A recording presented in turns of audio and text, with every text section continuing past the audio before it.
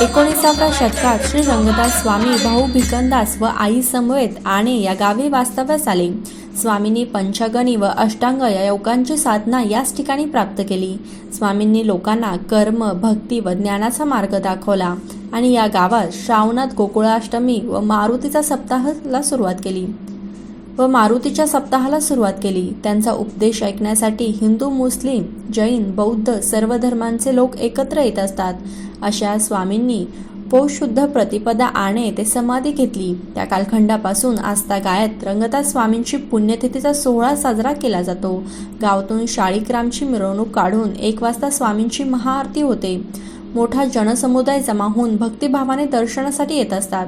या सोहळ्याचे सगळ्यात मोठे आकर्षण म्हणजे आमटी भाकरीचा प्रसाद. हा आमटी भाकरीचा महाप्रसाद संपूर्ण महाराष्ट्रात प्रसिद्ध आहे. स्वामींचे मंदिर, स्वामींची समाधी, 3 मजली महाप्रसादालय, सांस्कृतिक भवन, त्याचप्रमाणे आमटी व भाकरीसाठी लागणारे नियोजन व व्यवस्था या सर्व गोष्टी देवस्थान संस्था व ग्रामस्थांकडून केली जाते.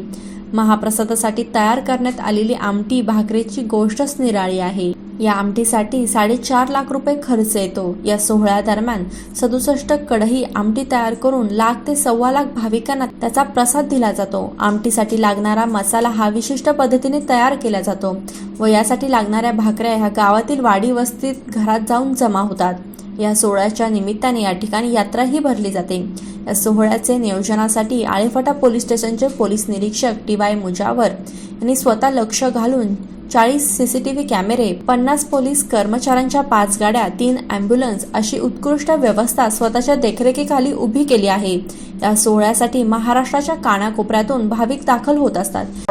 श्री रंगदास स्वामी सामुदायिक संस्था आणि तालुका जुन्नर, जिल्हा पुणे येथील आमटी प्रसादाची वाटी प्रथम 20 किलो तूर डाळ शिजून घ्यायची. त्यानंतर 15 किलो तेल डबा कढईत टाकायचा.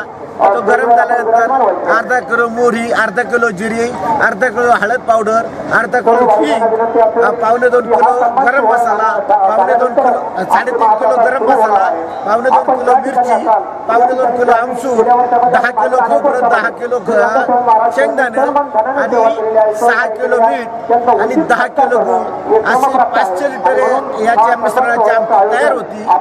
आणि त्याच्यात कमीत कमी एका कढईत 1000 ते 1200 माणसं जेवतात.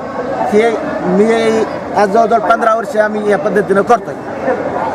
किती कडा आमटी होती आतापर्यंत 32 ते 33 कड्या इथं पाठीमागच्या वर्षी झाल्या. त्यांना 37 कड्यांचं बजेट आहे. ते समाधीस्थ झाले, परंतु समाधीस्थ झाल्याची तारीख किंवा वर्ष निश्चित स्वरूपात माहीत नाही. परंतु जे जुने जाणते लोक आहेत त्या लोकांनी आतापर्यंतची माहिती दिलेली आहे त्याच्या माहितीप्रमाणे साधारण 125 वर्षापूर्वी ते समाधीस्थ झालेले आहेत. त्यांनी जी साधना केलेली आहे त्याला अग्निसाधना म्हणतात, असं महाराज लोकांनी आम्हाला यापूर्वी सांगितलेलं आहे. काल एक महाराज येऊन गेले की जे रामकृष्ण महाराज नैवेदकर, त्यांचा या संदर्भामध्ये काही अभ्यास करण्याचा मनोदय आहे आणि त्यांनी तो मनोदय काल व्यक्त केला आहे.